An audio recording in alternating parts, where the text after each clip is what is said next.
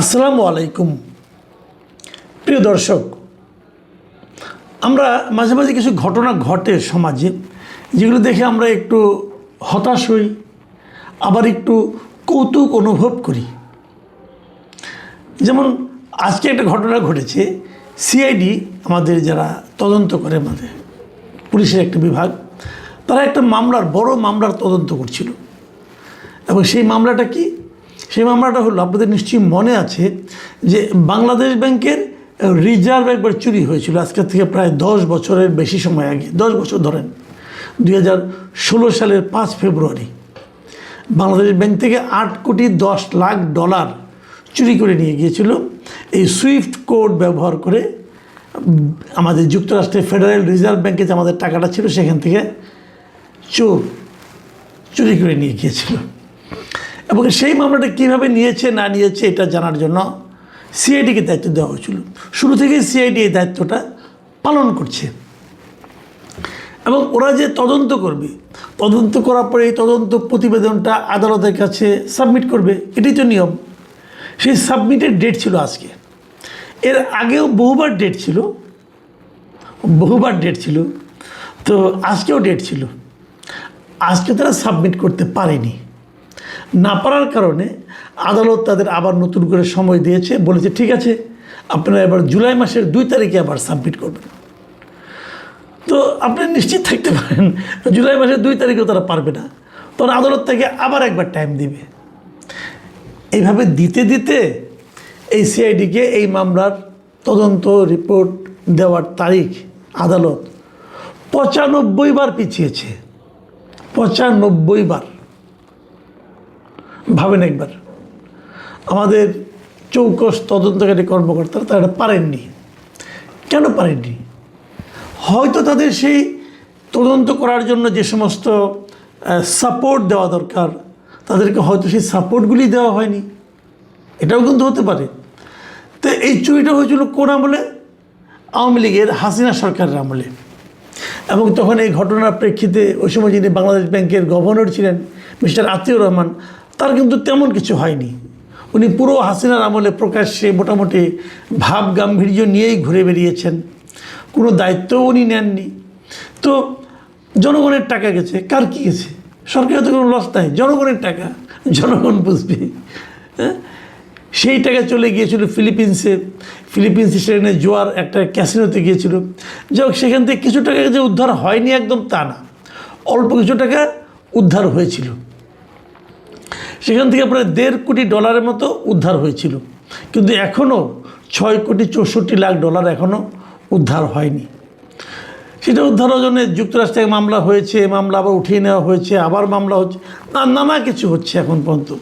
কিন্তু সবচেয়ে বড় কথা হলো যে আপনি যে মামলাটা করবেন, আর্গুমেন্ট করবেন, আপনি কিন্তু বলতে হবে টাকাটা কীভাবে চুরি হয়েছে।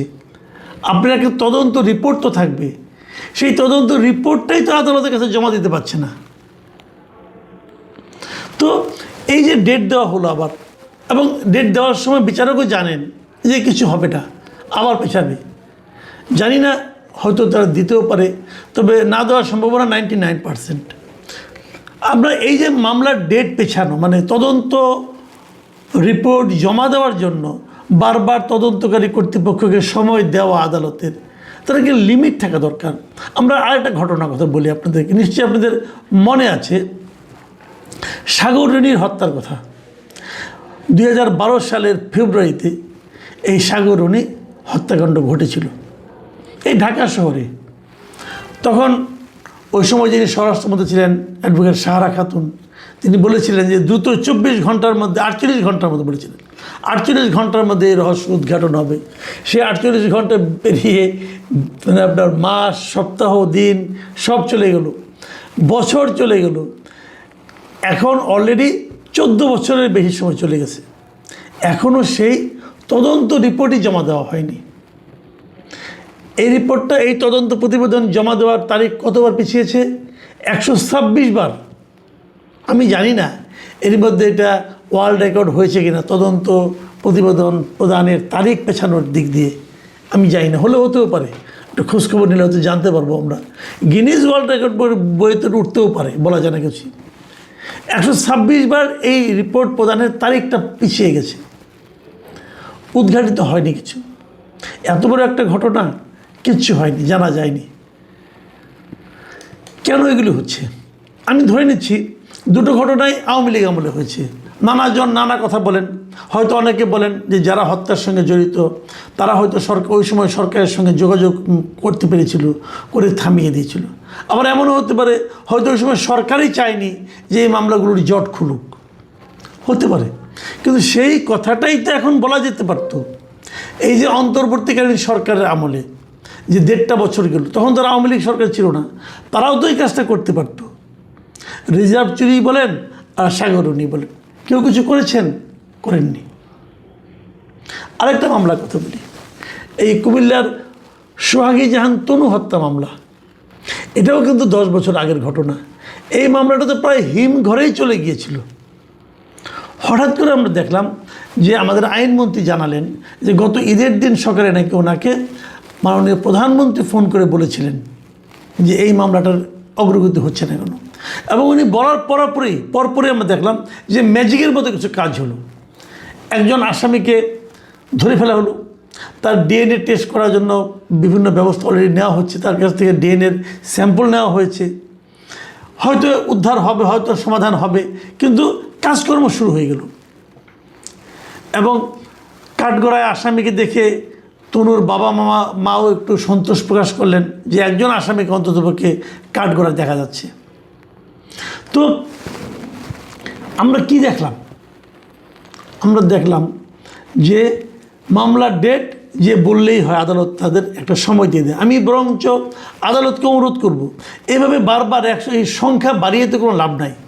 126 থেকে 226, 326 হবে, এগুলো করে লাভ নেই, আপনাদেরও সময় নষ্ট। বরঞ্চ আপনারা একটা বলে দেন যে নতুন করে কোনো ডেট দিলাম না, আপনারা যখন পারবেন তদন্ত প্রতিবেদন দেন ভাই, যখন পারেন। দুইটা সিআইডিকে অথবা এখানে আপনি পিবিআই আছে, এদেরকে বলে দেন ভাই আপনারা যখন আপনাদের মন খুশি লাগে, যখন আপনারা পারেন, তখন দয়া করে তদন্ত প্রতিবেদনটা জমা দেন। ডেট দেওয়ার বারবার একটা করে ডেট দেওয়া হয়, ডেট রাখা হয় না, আবার ডেট দেওয়া হয়, আবার এভাবে 126, 27 বার করে পিছাইয়া, এটা শুনতেও খারাপ শোনা যায়। বারবার পত্রিকায় নিউজ আসে 123তম বার মতো পিছালো, 125তম পিছালো, এটা শুনতেও খারাপ লাগে। কি দরকার? বরঞ্চ এরকম একটা ডেট দিয়ে দেন। আর দ্বিতীয় যে কথাটা আমি বলতে চাই, এটা হলো দেখেন, তনু হত্যা মামলা কিন্তু এখনও কিছু অগ্রগতি হতো না যদি প্রধানমন্ত্রী আগ্রহ প্রকাশ না করতেন। তার মানে প্রধানমন্ত্রী আগ্রহ প্রকাশ করলে পর যদি হয়, তাহলে আমরা কী বুঝব? আমরা বুঝব যে এটার অগ্রগতি হওয়া সম্ভব। অগ্রগতি হওয়া সম্ভব, কিন্তু হচ্ছে না কোনো একটা কারণে।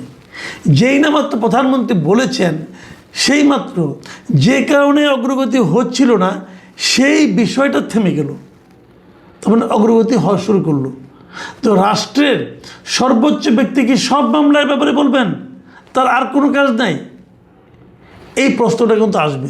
কিন্তু পাশাপাশি আবার এটাও ঠিক যে কিছু কিছু মামলা, যেমন সাগরণী হত্যা মামলা অথবা বাংলাদেশ ব্যাংকের রিজার্ভ উদ্ধারের মামলা, এটার তদন্তরা তাড়াতাড়ি শেষ করার জন্য আমি মনে করি একটা তাগাদা আমাদের প্রধানমন্ত্রী তারেক রহমান দিতে পারেন।